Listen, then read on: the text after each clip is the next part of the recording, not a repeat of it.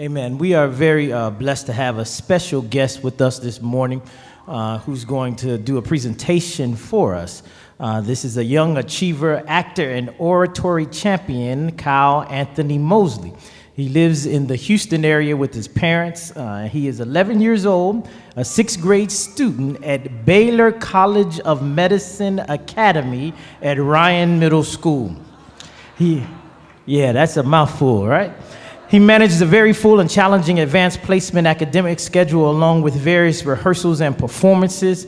He was just recently cast as in Celeste Bedford Walker's Black Spurs as Sawyer, cast in the first motion picture Blinked as a student. He was cast as a schoolboy in a Christmas Carol in 2006 at the Alley Theater.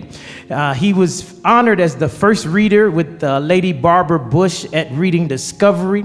He's a winner of the 2016 MLK Oratory Competition, where the question was, what would Dr. Martin Luther King say if he was running for president in 2016? Following his win, he was interviewed by Good Morning America as part of the nationally featured segment. He's been on his local Fox 26. He's been a winner of the Wheeler Avenue Baptist Church Oratory Contest. So in addition to all of this acting, performing, and singing, he loves to play the piano, and he's also a candidate for a Taekwondo black belt. So Kyle Anthony thanks his parents and his family for the supportive village of love that supports him. He also thanks God for giving him his gift and his passion for the arts and public speaking. He is a member of the Way of Life Church under the leadership of Pastor Chris Clemens. Put your hands together and welcome to the sanctuary, Kyle Anthony Mosley. Good morning.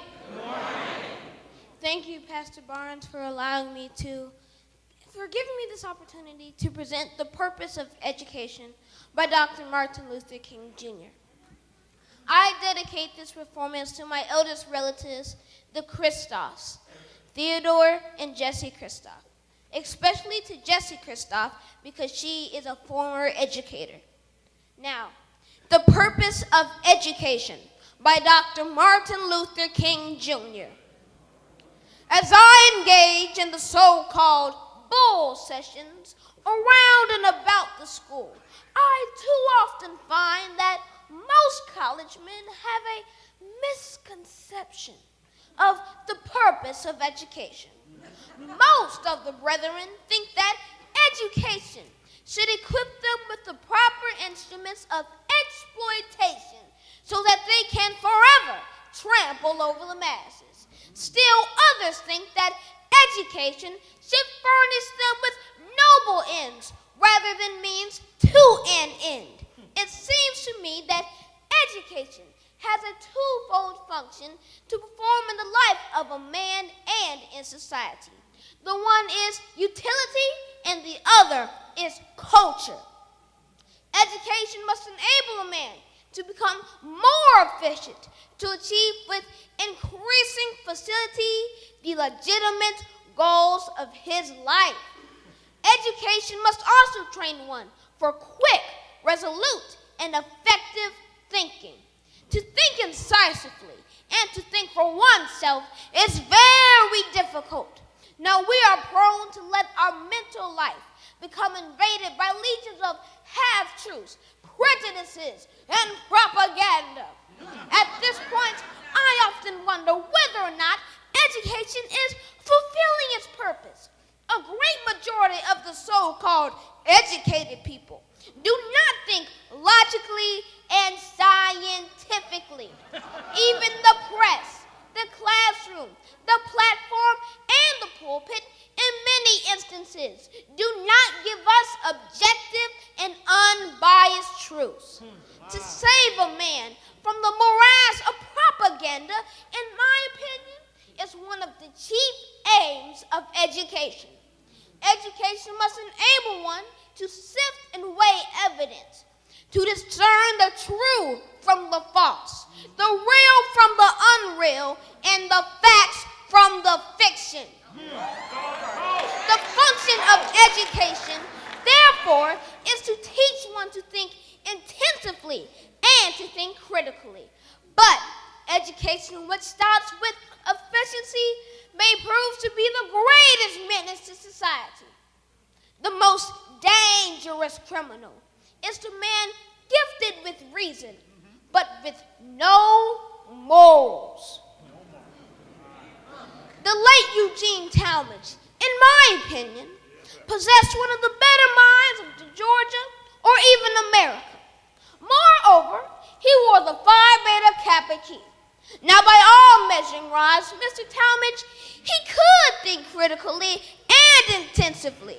Yet he contends that I am an inferior being. Now, are those the types of men that we call educated? We must remember that intelligence is not enough. Intelligence plus character.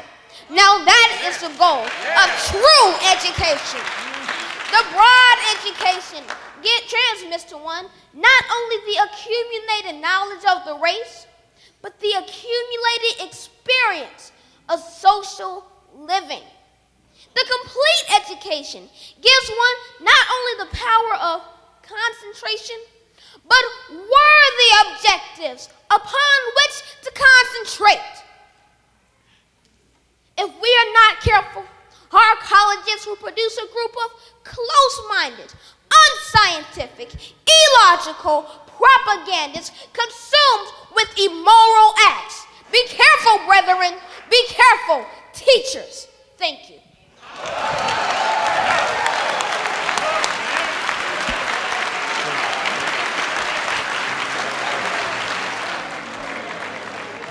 Amen.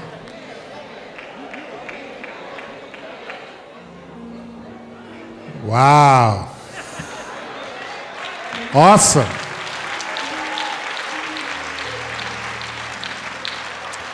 Amen. Sir, do we thank Kyle? Amen, man. Bless you, my brother. And remind me not to get in a fight with you either. Amen. That is wonderful, isn't it? We pray much for him. I think he will go far.